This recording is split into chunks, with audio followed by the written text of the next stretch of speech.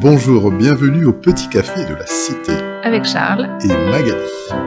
On discute souvent de la Bible autour d'un café avec Magali et on s'est dit pourquoi pas lancer une invitation à participer à ce partage. Alors tu sais, j'ai un gros projet là qui arrive et je sens que j'ai vraiment besoin de prier pour avoir de la sagesse, pour trouver des solutions et pour que voilà tout aboutisse.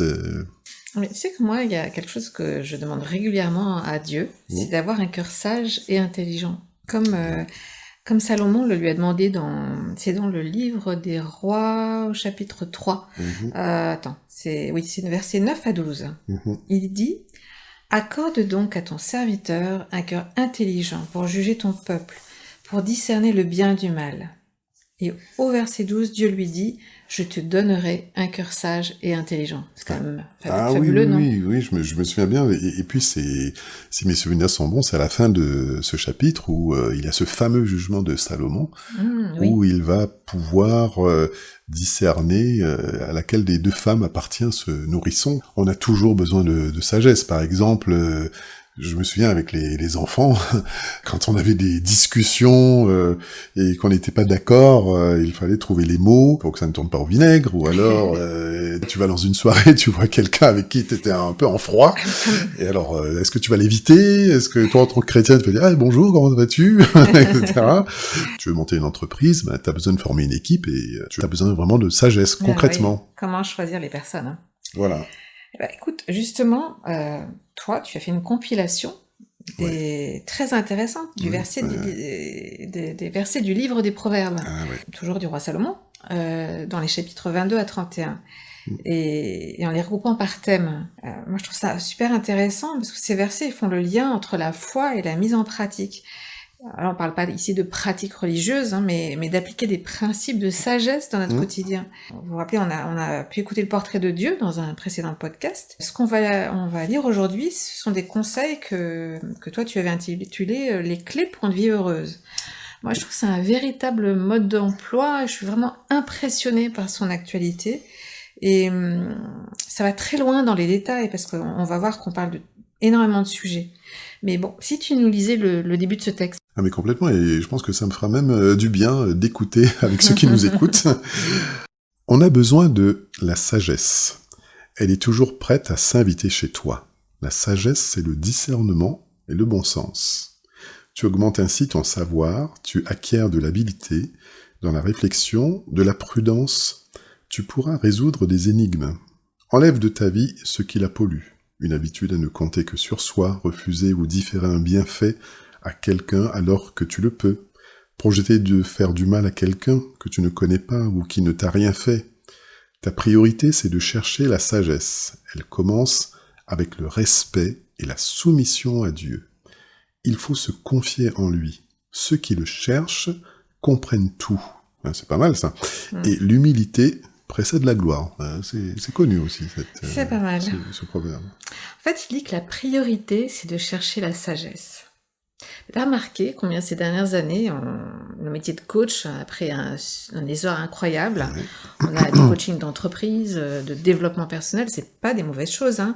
On peut s'entourer d'une foule de conseillers, ou alors on commence par lire le livre des Proverbes. Et les conseils, ils sont gratuits.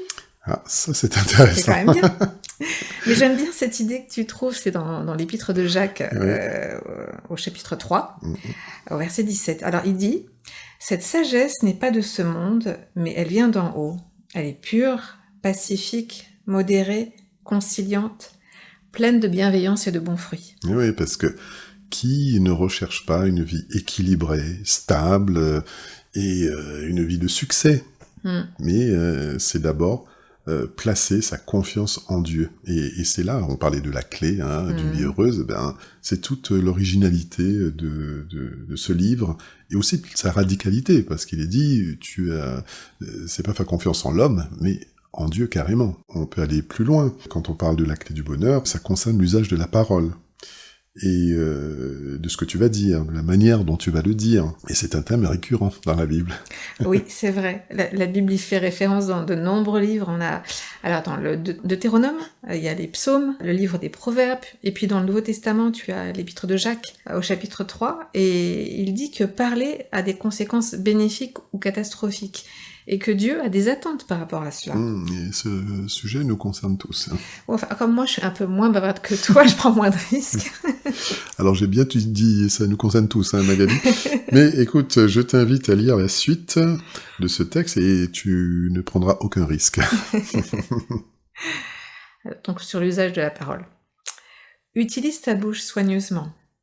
Tes paroles délivrent, affermissent, guérissent et auront plus de profondeur avec la sagesse. Tes paroles peuvent aussi blesser ou te faire chuter. Une bonne parole réjouit le cœur, et dit à propos, c'est de l'or. Dis la vérité. Le mensonge n'est pas de mise parmi les gens de bien. Ainsi tu te préserveras. Ne te mets pas en colère, tu seras comme une ville sans défense. Tu devras en subir les conséquences. Mieux vaut réfléchir avant de répondre. Avant de confronter quelqu'un, renseigne-toi bien, car tu risques de perdre la face. Ne sois pas un rapporteur. Ne rappelle pas les fautes du passé et ne dévoile pas des secrets. Il faut éviter la flatterie. C'est vers celui qui reprend les autres qu'on ira chercher des conseils. Attends qu'une autre personne te complimente et non toi-même. Le charme d'un homme, c'est sa bonté. Les paroles ont un grand pouvoir de vie ou de mort. Bon, après cette lecture, tu vois, je n'ai qu'une envie, c'est de me taire.